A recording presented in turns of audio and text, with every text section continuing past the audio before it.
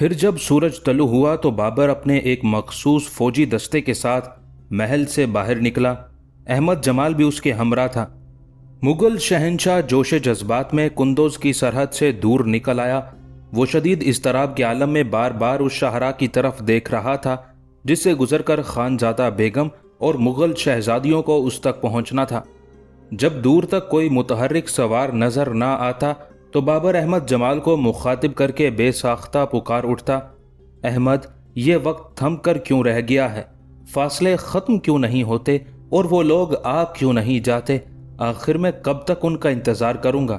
احمد جمال خود بھی مغل شہنشاہ سے یہی سوالات کرنا چاہتا تھا، مگر وہ بابر کے سامنے اپنے دل کی بات کہنے سے قاصر تھا۔ ہر فاصلہ ختم ہونے ہی کے لیے ہے شہنشاہ، بس آنے والے آیا ہی چاہتے ہیں۔ کچھ دیر کی بات ہے، زیادہ سے زیادہ چند گھنٹے۔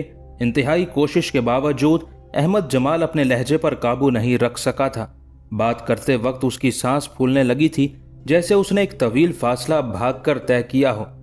کچھ دیر اور اسی جذباتی کشمکش میں گزر گئے۔ مغل شہنشاہ مزید آگے بڑھ کر اپنی بہن کا استقبال کرنا چاہتا تھا، مگر احمد جمال نے اسے یہ کہہ کر روک دیا، آپ قندوز کی آخری سرحد پر کھڑے ہیں، یہاں سے آگے جانا دور اندیشی اور مصلحت کے سخت خلاف ہے۔ قدم قدم پر منافقت اور ریاکاری کے جال بچھے ہیں اور ہر موڑ پر دشمن گھات لگائے بیٹھے ہیں۔ احمد جمال کا مشورہ سن کر بابر سنبھل گیا، مگر اس کی آنکھوں کی پتلیاں اسی طرح چاروں طرف گردش کرتی رہیں۔ وہ خانزادہ بیگم کے ساتھ آنے والے فوجی قافلے کا منتظر تھا۔ پھر اچانک ایک سمت سے غبار اٹھنے لگا۔ بابر کے دل کی دھڑکنیں تیز ہو گئیں۔ راستے سے اٹھنے والا غبار کسی قافلے کی آمد کا اعلان کر رہا تھا۔ یہ فوجیوں کا قافلہ بھی ہو سکتا تھا اور تاجروں کا کارواں بھی۔ فاصلہ زیادہ تھا اور انسانی چہرے دھول میں چھپے ہوئے تھے، اس لیے کوئی نہیں جانتا تھا کہ آنے والے کون ہیں۔ احمد جمال نے بھی مضطرب نگاہوں سے اپنے بائیں جانب اٹھنے والے غبار کو دیکھا، پھر فوراً پلٹ کر تمام سپاہیوں کو مستعد رہنے کا حکم دیا۔ نہیں احمد، یہ دوستوں کا قافلہ ہے، آنے والے محسنوں کا کارواں ہے، وہ محسن جنہوں نے تمہارے شہنشاہ پر احسان عظیم کیا ہے۔ بابر نے شدید جذباتی لہجے میں کہا، شہنشاہ مجھ سے بہتر جانتے ہیں کہ گرد و غبار کی فطرت کیا ہے۔ احمد جمال ہیجانی کیفیت کا شکار ہوتے ہوئے بھی ٹھہر ٹھہر کر بول رہا تھا، غبار انسانی خد و خال کو مٹا دیتا ہے، کوئی نہیں جانتا کہ غبار کے پیچھے کون ہے، دوست یا دشمن۔ اب تک تو غبار چھٹنے کے بعد ہمارے دشمن ہی نمودار ہوئے ہیں۔ احمد جمال ماضی کے بے شمار تجربات کی روشنی میں گفتگو کر رہا تھا۔ تم ٹھیک کہتے ہو احمد، مغل شہنشاہ نے اپنے جان نثار ساتھی کے اشارے کا مفہوم سمجھتے ہوئے کہا، مگر اس غبار کے پیچھے میری معصوم بہن اور بے گناہ مغل شہزادیوں کے چہرے ہیں، یا ان مسیحاؤں کی شفیق و مہربان صورتیں جو میرے دل کے زخموں کا علاج کرنے کے لیے اس طرف آ رہے ہیں۔ کاش ایسا ہی ہو، احمد جمال نے کہا اور چند سپاہیوں کو اشارہ کیا کہ وہ آگے بڑھ کر صحیح صورتحال دریافت کریں۔ مغل سپاہی برق رفتاری کے ساتھ آگے بڑھے اور آنے والے قافلے سے جا ملے، پھر تیزی سے واپس آ کر انتہائی پرجوش لہجے میں بابر کو بتانے لگے، وہ شاہ اسماعیل صفوی کے سپاہی ہیں جو… ابھی سپاہیوں کی بات مکمل ہونے بھی نہیں پائی تھی کہ بابر درمیان میں بول اٹھا، کیا خانزادہ بیگم بھی ان کے ساتھ ہیں؟ مغل شہنشاہ کا اضطراب اور تجسس ناقابل بیان تھا۔ شہزادی معظمہ بھی ان کے ہمراہ ہیں، سپاہیوں نے بیک زبان کہا۔ بابر اپنے فوجیوں سے مزید سوال کیے بغیر گھوڑے کی پشت پر سوار ہوا اور شاہ ایران کے سپاہیوں کی طرف بڑھ گیا۔ احمد جمال اور دوسرے سپاہی بھی اپنے شہنشاہ کی تقلید میں آگے بڑھے۔ شاہ اسماعیل صفوی کے سپاہی بابر کو کوئی مغل سردار سمجھ رہے تھے، مگر جب احمد جمال نے انہیں بتایا کہ شہنشاہ ظہیر الدین بابر بنفس نفیس اپنی ہمشیرہ کے استقبال کے لیے تشریف لائے ہیں، تو قزل باش فوجی اپنے اپنے گھوڑوں سے نیچے اتر آئے اور سروں کے ساتھ اپنی شمشیریں جھکا کر مغل فرما رواں کو فوجی سلام پیش کیا۔ خوش آمدید، خوش آمدید۔ بابر نے اپنی تلوار فضا میں لہرا کر قزل باش سپاہیوں کے سلام کا جواب دیا اور اس محمل نما سواری تک جا پہنچا جس میں ایک خانزادہ بیگم موجود تھی۔ شاہ ایران نے مغل شہزادی کے لیے ایک اعلیٰ درجے کے رتھ کا انتظام کیا تھا جسے 4 گھوڑے کھینچ رہے تھے۔ شاہی خاندان کی دوسری خواتین بھی اسی طرح کی سواریوں میں سفر کر رہی تھی، مگر خانزادہ بیگم کا رتھ दूसरे रथों के मुकाबले में ज्यादा नुमायां था। बाबर उसी वक्त अपनी हमशीरा से मिलना चाहता था, लेकिन एक पर्दादार शहजादी नाम महरमों के सामने किस तरह पर्दे से बाहर आती, यही सोचकर मुगल शहंशाह खानजादा बेगम की सवारी के साथ साथ चलता रहा। अगरचे बाबर का इस्तराब अरूज पर था, लेकिन फिर भी उसे एक अजीब सी तमानियत हासिल थी। अहमद जमाल घबरा घबरा कर तमाम रथों की तरफ देख रहा था। उसकी मुस्तरिब निगाहें उस सवारी को तलाश कर रही थी जिसमें आलिया ताजदार सफर कर रही थी। यकायक अहमद जमाल की नजरों के सामने उसके माजी के कुछ नकूश उभर आए और फिर शदीद नदामत का एहसास उसके आसाब पर गालिब आ गया। मैं किस तरह आलिया का सामना कर सकूंगा? अहमद जमाल ने दिल ही दिल में सोचा। वो आली नसब शहजादी होते हुए भी एक आम इंसान के लिए मुसलसल कुर्बानियां देती रही, और उस आम इंसान ने शहजादी के लिए क्या किया? कुछ भी नहीं। यही वो मकाम था जहां पहुंचकर अहमद जमाल को अजीब सी नदामत का एहसास होने लगता था। मैंने किसी से कब कहा था कि वो मेरे लिए सारी दुनिया की आसाइश तर्क कर दे? अहमद जमाल ने अपनी बेरुखी का जवाब तलाश करना चाहा। मैं किसी से मोहब्बत और हमदर्दी का तलबगार नहीं था। अहमद जमाल अपने आप से उलझ रहा था। फिर उसका इंतजार क्यों कर रहा है? अहमद जमाल को महसूस हुआ कि जैसे किसी ने उसके कानों में सरगोशी की हो। अब मुझे उसकी वफा पर एतबार आने लगा है, इसीलिए इंतजार कर रहा हूं, अहमद जमाल ने उस सरगोशी के जवाब में कहा, और यकायक उसे अमीरुद्दीन याद आ गया। अमीरुद्दीन के किरदार ने अहमद जमाल को बहुत ज्यादा मुतासिर किया था, और उसी तासुर के सबब उसके दिल में आलिया के लिए खास कसक पैदा हुई थी। आलिया ताजदार ने उसकी खातिर कुतलक खानम का हर जुल्म बर्दाश्त किया था, और अमीरुद्दीन अपने अहद वफा को निभाने के लिए बार बार मौत की वादियों से गुजर रहा था। ये दोनों अफराद इश्क के कबीले से ताल्लुक रखते थे। अहमद जमाल खुद भी इश्क के उसी खानदान का एक फर्द था, मगर तल्ख तजर्बात के बाइस उसने अपने सीने में उठने वाले जज्बाती तूफान का रुख दूसरी तरफ मोड़ दिया था। उसका ख्याल था कि वो इश्क की आग से अपना दामन बचाकर चुपचाप गुजर जाएगा, लेकिन अमीरुद्दीन के हवाले से अयोध्या में पेश आने वाले वाकयात ने अहमद जमाल को आलिया ताजदार के बारे में सोचने पर मजबूर कर दिया था। अजीबो गरीब सूरत हाल थी। शकुंतला की जिंदगी में जो किरदार अमीरुद्दीन अदा कर रहा था, वही किरदार आलिया ताजदार अहमद जमाल की जिंदगी में अदा कर रही थी। अमीरुद्दीन और आलिया ताजदार अहले वफा में से थे और इश्क के जांबाजों में उनका शुमार होता था, मगर शकुंतला, वो तो एक अहद शिकन और सफ़ाक औरत थी। क्या वो खुद भी शकुंतला के गिरोह का एक फर्द है? अहमद जमाल ने घबरा कर सोचा। माज़ल्ला, कहाँ वो बदअहद औरत और कहाँ मैं? अहमद जमाल अपने आप को मुतमईन करने के लिए दिल ही दिल में जवाब दे रहा था, मगर यह भी खुद गर्जी और बेहिसी की एक बदतरीन मिसाल है कि कोई शख्स किसी के लिए अपनी जान से गुजर जाए और वो उसका हाल तक ना पूछे। अहमद जमाल के जहन में नए नए ख्यालात पैदा हो रहे थे। मैं उस जां फरोश लड़की से किए जाने वाले तगाफुल पर माजरत तलब कर लूंगा। यही जवामर्दी है कि पूरी सच्चाई के साथ अपनी कोताहियों का एतराफ़ कर लिया जाए। आखिर अहमद जमाल गायबाना तौर पर आलिया ताजदार के सामने खम हो गया था। वो बड़ा रिक्कत अंगेज और अलमनाक मंजर था जब बाबर एक तवील अरसे के बाद अपनी छोटी बहन से मिला। खानजादा बेगम मासूम बच्चे की तरह उस भाई के सीने पर सर रखे रो रही थी जो बाप की तरह शफीक व मेहरबान था। कसरे शाही के सारे मकीन अश्कबार थे, मगर उनके आंसुओं के पीछे खुशी का एक धुंधला सा मंजर भी झलक रहा था। बाबर बहुत देर तक अपनी सोगवार बहन को तसल्लियां देता रहा। तेरा भाई मजबूर जरूर था खानम, मगर बेगैरत नहीं था। कोई लम्हा ऐसा नहीं गुजरा जब मैंने शेबानी खान से उस जिल्लत आमेज सलूक का इंतकाम लेने की कोशिश ना की हो, लेकिन कातिबे तकदीर ने उसकी बर्बादी मेरे हाथों नहीं लिखी थी।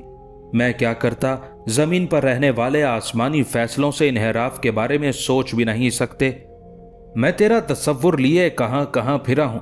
मेरी खाना बदोशी से पूछ और मेरी दश्त नवर्दी से दरियाफ्त कर। तेरे बगैर एक रात भी चैन से नहीं सोया, और तुझसे क्या कहूं, बस सब्र कर। तेरी किस्मत में यही लिखा था कि तू एक भेड़िए की बीवी बन जाए और फिर वो खून आशाम दरिंदा तुझे ऐन जवानी में बेवगी का लिबास पहनाकर खुद एक कुत्ते की मौत मर जाए। शेबानी खान का जिक्र करते हुए बाबर के होंठों से नफरत और गजब के शरारे फूट रहे थे। अपनी मौत के वक्त شیبانی خان میرا شوہر نہیں تھا، خانزادہ بیگم نے ایک عجیب انکشاف کرتے ہوئے کہا۔ بابر شدید حیرت کے عالم میں اپنی بہن کی طرف دیکھنے لگا۔ خانم، آخر تم کیا کہنا چاہتی ہو؟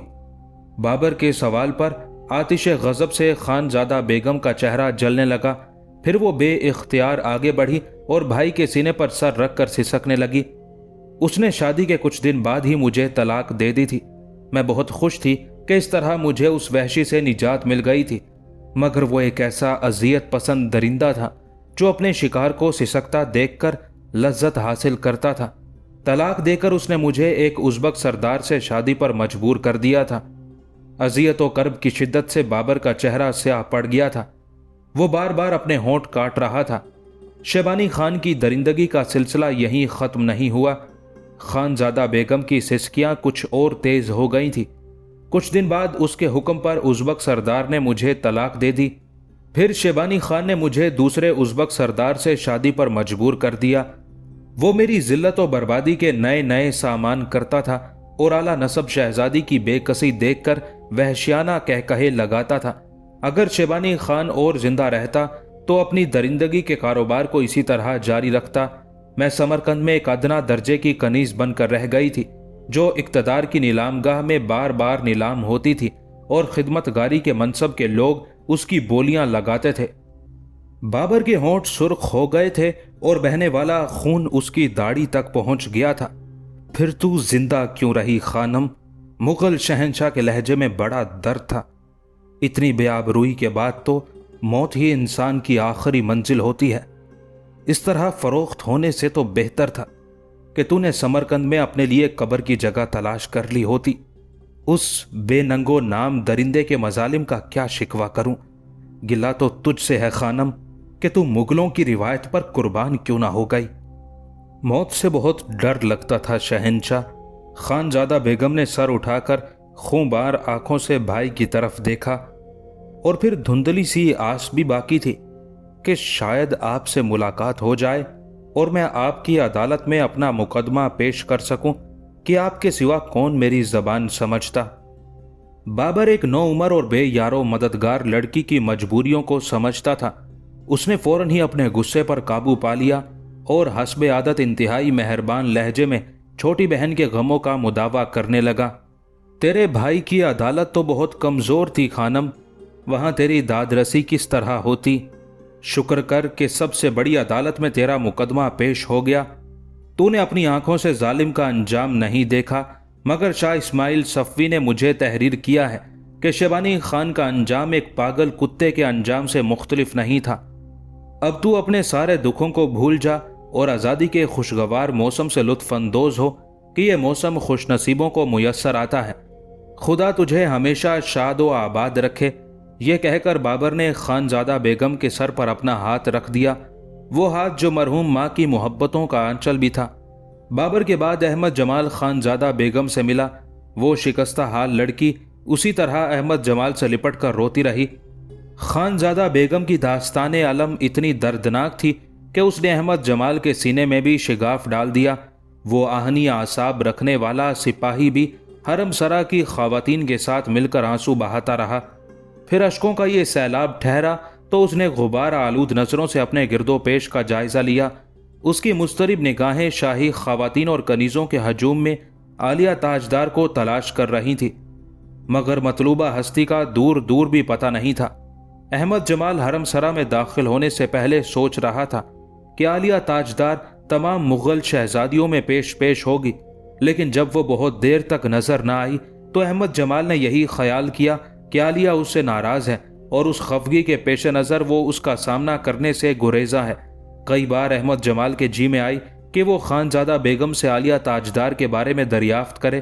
اگر وہ ایسا کرتا تو یہ کوئی قابل اعتراض بات نہ ہوتی کہ وہ خود بھی شاہی خاندان کے ایک محترم فرد کی حیثیت رکھتا تھا، مگر احمد جمال اپنی روایتی غیرت و حیا کے باعث چھوٹی بہن کے سامنے دل کی بات نہ کہہ سکا اور تھکے تھکے قدموں سے اپنے کمرے کی طرف لوٹ گیا۔ فرغانہ میں عالیہ تاجدار کا معمول تھا کہ وہ نصف شب کے قریب احمد جمال سے ملنے آتی تھی۔ ماضی کی انہی یادوں کے زیر اثر احمد جمال ایک لمحے کے لیے بھی نہیں سو سکا۔ उसे आलिया ताजदार का बड़ी शिद्दत से इंतजार था। वो बार बार बिस्तर से उठता और कमरे में टहलने लगता। हर आहट पर उसे गुमान होता था कि आलिया ताजदार उसके कमरे के करीब पहुंच चुकी है और चंद लम्हों बाद ही दरवाजे पर दस्तक देने वाली है। मगर ये फरेबे समात था और सरासर खुशगुमानियों की नेरंगी थी। थोड़ी देर बाद किसी कनीज या खिदमतगार के कदमों की चाप सुनाई देती और फिर आहिस्ता आहिस्ता डूब जाती। उस मुख्तसर से वक्त में अहमद जमाल उम्मीदों बीम की नाकाबिले बयान कैफियत से दो चार रहता और फिर उसके हसीनो शादाब चेहरे पर रात के अंधेरे की तरह मायूसियों की गहरी धुंध फैल जाती। वो यकीनन बहुत ज्यादा नाराज है। अहमद जमाल कमरे में टहलते हुए सोच रहा था, और उसे नाराज होना भी चाहिए। अहमद जमाल ने दिल ही दिल में अपनी कोताहियों का एतराफ कर लिया। वो एक सच्चा, बेबाक और हकीकत पसंद इंसान था। आलिया ताजदार से बेनियाजी का सबब अहमद जमाल का जख्म खुर्दा माजी था, जिसने उसे बेएतबारी की आखिरी मंजिल तक पहुंचा दिया था। मगर जब उसने अयोध्या में आमिरुद्दीन की बेपनाह कुर्बानियां देखी तो वो इश्क की हकीकत को समझा और फिर उस पर आलिया का जज्बा-ए इसार अपनी तमाम तर अजमतों के साथ मुनकशिफ हुआ, और अब यही इदराक उसकी आंखों से नींदें उड़ाकर ले गया था। अगर वो नहीं आई तो फिर क्या होगा? अहमद जमाल ने अपने आप से एक और सवाल किया। तो फिर मुझे खुद उसके पास जाना चाहिए। अब तक वही तो आती रही है। अहमद जमाल ने किसी जहनी कश्मकश के बगैर अपने सवाल का जवाब दे दिया। उस जवाब से उसे अपनी जिंदगी में पहली बार एक अजीब सी सरशारी का एहसास हुआ था और चंद लम्हों में तमाम तर इस्तराबी कैफियत खत्म हो गई थी। अहमद जमाल बिस्तर पर दराज हो गया, मगर वो सोना नहीं चाहता था कि उसे आधी रात गुजर जाने के बाद भी आलिया ताजदार का इंतजार था। यह उसका अपनी जात पर बेपनाह एहतमाद था या एहसास बरतरी? अहमद जमाल को यकीन था कि आलिया ताजदार उससे मिलने जरूर आएगी, और फिर यकायक उसके यकीन ने जीती जागती शक्ल इख्तियार कर ली। अहमद जमाल को अपने कमरे के दरवाजे पर हल्की सी दस्तक सुनाई दी थी। यह उसकी समात का फरेब था या शिद्दत इंतजार ने किसी आहट को दस्तक समझ लिया था? अहमद जमाल बड़ी तेजी के साथ बिस्तर से उठा और दरवाजे के करीब जाकर खड़ा हो गया। उसकी सांसें बेतरतीब और जिस्म पर हल्का हल्का लर्जा तारी था। आज से पहले सैकड़ों बार आलिया ताजदार उसके कमरे में आई थी, मगर अहमद जमाल कभी उस कैफियत से दो चार नहीं हुआ था। कुछ देर तक राहदारी में सन्नाटा तारी रहा। अहमद जमाल की सांसें मुतवाजिन होने लगी और उसका सुर्ख चेहरा आहिस्ता आहिस्ता बुझने लगा। कश्मकश इंतजार अपने अंजाम को पहुंच चुकी थी और रंगीन तसव्वुरात का पुरफरेब तलिस्म टूटकर बिखर गया था। वो कोई और ही आवाज थी जिसे अहमद जमाल दस्तक समझ बैठा था।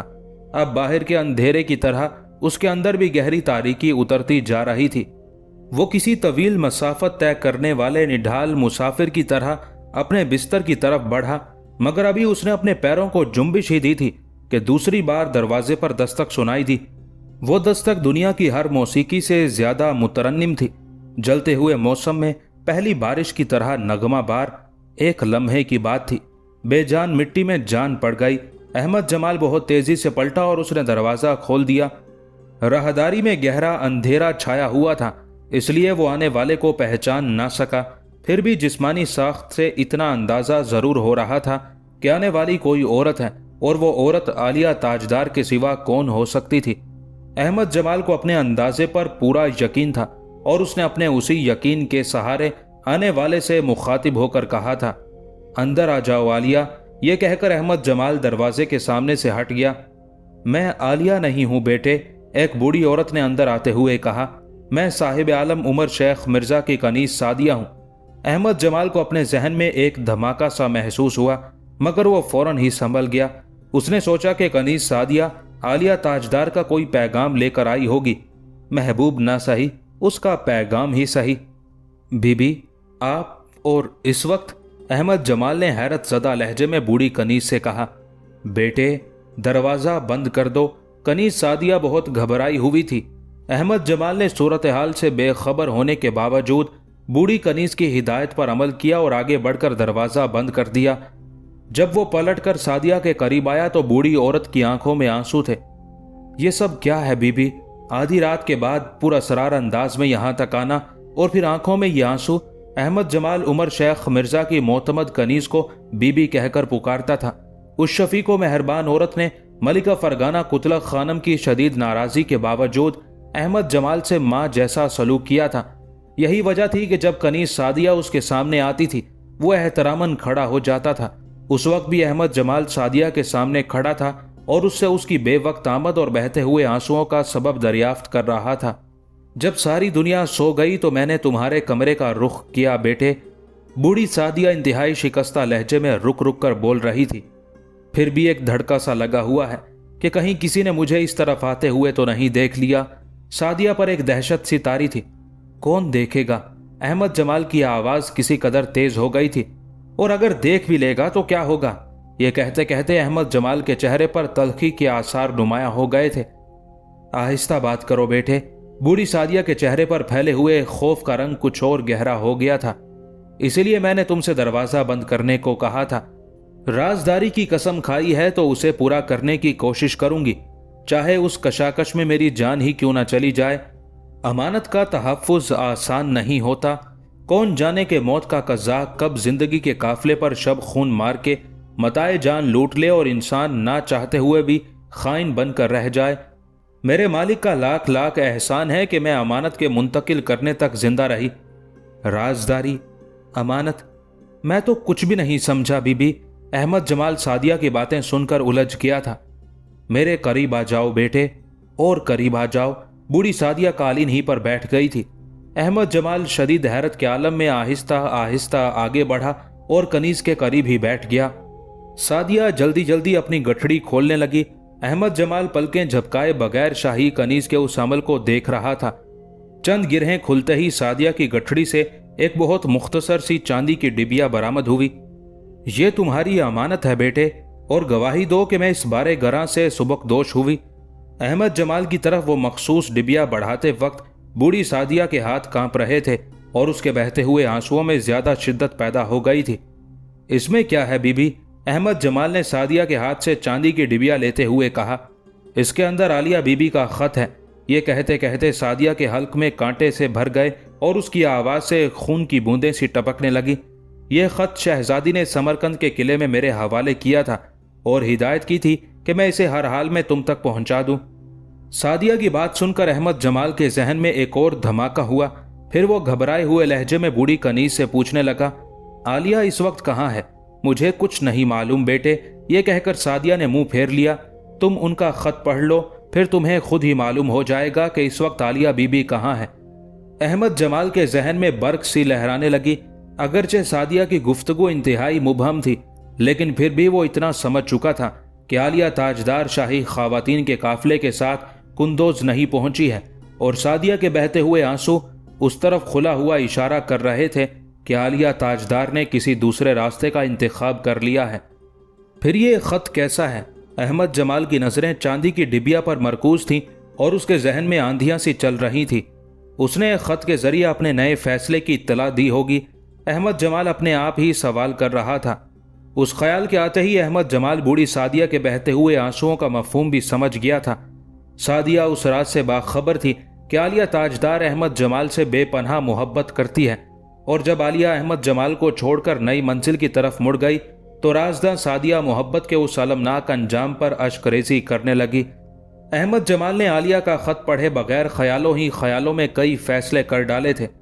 जब जाने वाले चले ही गए तो फिर उनका आखिरी पैगाम पढ़कर क्या करूंगा? ये कहते हुए अहमद जमाल ने वो डिबिया कनीज सादिया की तरफ बढ़ा दी। बीबी, आप खुद ही बता दें कि इस खत में क्या लिखा है, और आलिया दूसरी शाही खवातीन के साथ यहाँ क्यों नहीं आई? नहीं बेटे, मुझ में इतनी हिम्मत नहीं है कि मैं आलिया बीबी के ना आने की वजह बयान कर सकूं। अल्फाज बूढ़ी सादिया के होंठों की कैद से बमुश्किल आज़ाद हो रहे थे, और फिर मैं जानती भी नहीं कि इस खत में क्या लिखा है। उनकी मर्जी के बगैर पढ़ लेती तो अमीन कहाँ रहती, खाइन हो जाती। अल्लाह मुझे इस आखिरी वक्त में हर गुनाह से महफूज रखे। सादिया की गुफ्तगू ने सूरत हाल को कुछ और उलझा दिया था। इतनी देर में अहमद जमाल ने अपने जहन के सहारे क्या साराइयों का जो महल तराशा था उसमें यकायक कुछ शिगाफ पड़ गए थे। दरअसल आलिया ताजदार के कुंदोज ना पहुंचने की वजह से अहमद जमाल के जहन में यह अंदेशा पैदा हो गया था कि मुगल शहजादी ने उससे मायूस होकर शाहाना जिंदगी कबूल कर ली है, और अब वो खत के जरिए बताना चाहती है کہ اس کی ٹھکرائی ہوئی محبت کو نئی پناہ مل گئی ہے۔ ماضی میں خود احمد جمال نے بار بار عالیہ کو یہ مشورہ دیا تھا کہ وہ اپنی خاندانی حیثیت کا لحاظ رکھتے ہوئے کسی اعلیٰ نسب شہزادے یا سردار سے شادی کر لے۔ اگر اس وقت عالیہ ایسا کوئی قدم اٹھاتی تو احمد جمال خوشی سے اسے رخصت کر دیتا کہ وہ یہی چاہتا تھا، لیکن اب جب کہ اس کے دل میں عالیہ کے عشق کی آگ بھڑک اٹھی تھی تو وہ حرف انکار سننے کا متحمل نہیں ہو سکتا تھا۔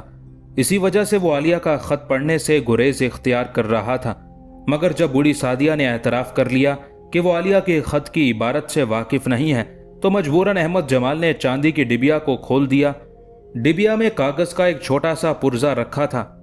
احمد جمال چند لمحوں تک کاغذ کے اس پرزے کو دیکھتا رہا جس پر بمشکل چند سطریں تحریر کی جا سکتی تھی۔ پھر اس نے لرزتے ہاتھوں سے وہ خط اٹھا لیا۔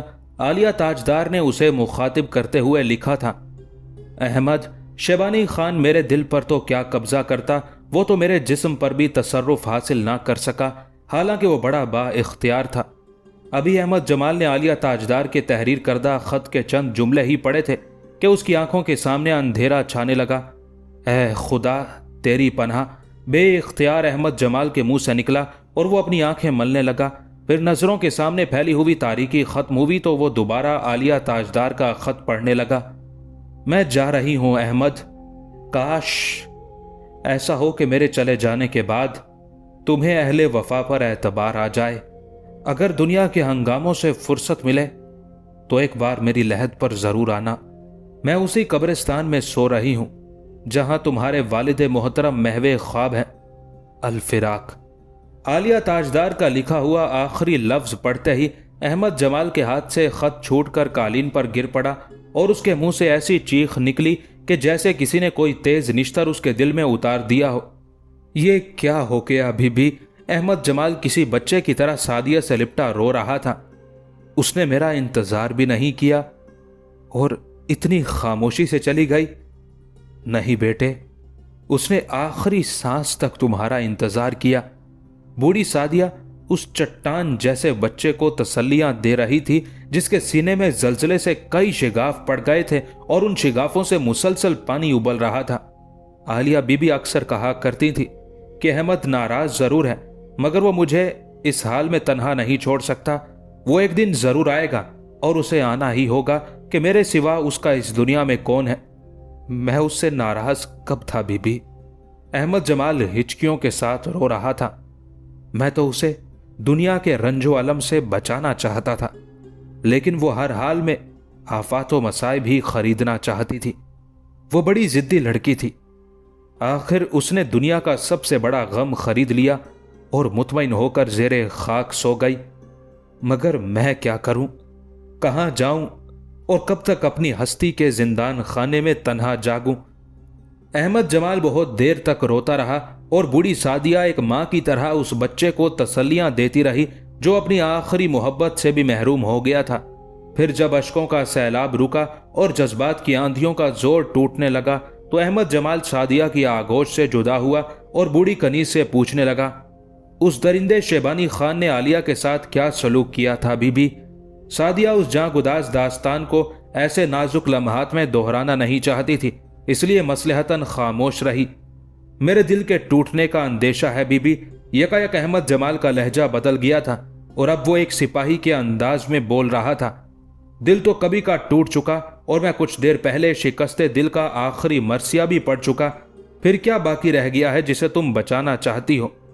پھر جب سعدیہ نے شیبانی خان کے جبر اور عالیہ کی مزاحمت کا خورنگ فسانہ پوری تفصیل کے ساتھ سنایا تو احمد جمال کے ہونٹوں پر گہرا تبسم ابھر آیا اور چند ساعتوں کے بعد یہی تبسم ایک بلند کہکہے میں تبدیل ہو گیا۔ بوڑھی سعدیہ نے چونک کر احمد جمال کی طرف دیکھا۔ شاہی کنیز کو اس بات کا خدشہ تھا کہ کہیں عالیہ تاجدار کی موت کے صدمے سے احمد جمال کا ذہنی توازن نہ بگڑ گیا ہو۔ وہ بہت دیر تک ہنستا رہا، یہاں تک کہ اس کی آنکھیں دوبارہ آنسوؤں سے بھر گئیں۔ کنیز سعدیہ بدحواس ہو کر اس کے قریب آئی۔ بیٹے، تجھے یہ کیا ہو گیا ہے؟ سعدیہ کے ذہن میں بڑا خوفناک خیال گردش کر رہا تھا۔ وہ سمجھ رہی تھی کہ غالباً احمد جمال شدت غم سے پاگل ہو گیا ہے۔ بیٹے، ہوش میں آ، سعدیہ نے اسے جھنجھوڑ کر رکھ دیا۔ میں پورے ہوش و حواس میں ہوں بی بی اور مجھے کچھ نہیں ہوا ہے۔ احمد جمال نے اپنی آستین سے آنسو خشک کیے اور بہت زیادہ سنجیدہ نظر آنے لگا۔ بی بی، ایک بار اور اس درندے کی ذلت آمیز شکست کا احوال بیان کرو۔ سعدیہ نے احمد جمال کے شدید اصرار پر وہی فسانہ غم دہرایا۔ پھر جب بوڑھی کنیز شیبانی خان کی بے چارگی اور عالیہ تاجدار کی خون رنگ موت کا ذکر کر چکی تو احمد جمال نے بے اختیار کہا، بے شک میری عالیہ اتنی ہی غیرت مند اور جانباز تھی۔ خدائے لم یزل کی قسم، اگر 1000 شیبانی خان پیدا ہوتے اور 1000 بار عالیہ کو آزماتے تو وہ ہر مرتبہ ایک ہی راستہ اختیار کرتی، آبرومندانہ موت کا پرخار راستہ۔ جس دوشیزہ کو چاند اور ستاروں نے بے نقاب نہ دیکھا، اسے شیبانی خان جیسا بے غیرت انسان کسی طرح بے حجاب دیکھ سکتا تھا۔ دنیا میں شاہ اسماعیل صفوی کی فوجی طاقت کا بڑا شور ہے۔ کہنے والے کہتے ہیں کہ شاہ ایران کے جانباز سپاہیوں نے شیبانی خان کو ہلاک کر ڈالا، مگر میں کہتا ہوں کہ یہ سارے دعوے غلط ہیں۔ وہ درندہ قزل باز سپاہیوں کی شمشیروں کا ہدف بن ہی نہیں سکتا تھا۔ شیبانی خان کو اس کے مظالم نے خاک میں ملا دیا اور عالیہ تاجدار کے صبر نے اسے کھا لیا۔ تم ٹھیک کہتے ہو بیٹے، بوڑھی سعدیہ ایک بار پھر احمد جمال کو تسلیاں دینے لگی۔ احمد جمال کچھ دیر تک سر جھکائے خاموش کھڑا رہا، پھر اس طرف منہ کر کے کہنے لگا جدھر سمرقند آباد تھا، اے خاک سمرقند، تجھے میرا سلام کہ تو نے میری تمام محبوب ہستیوں کو اپنی آغوش میں جگہ دے دی۔ بس ایک میں باقی رہ گیا ہوں، سو تجھ سے بہت جلد آ ملوں گا، میرا انتظار کر، میرا انتظار کر۔ یہ الفاظ ادا کرتے وقت احمد جمال کی عجیب حالت ہو گئی تھی۔ اس کی آنکھوں میں نفرتوں کے سائے بھی تھے اور حسین یادوں کا دھواں بھی، انتقام کے شعلے بھی تھے اور شکستگی کے آنسو بھی۔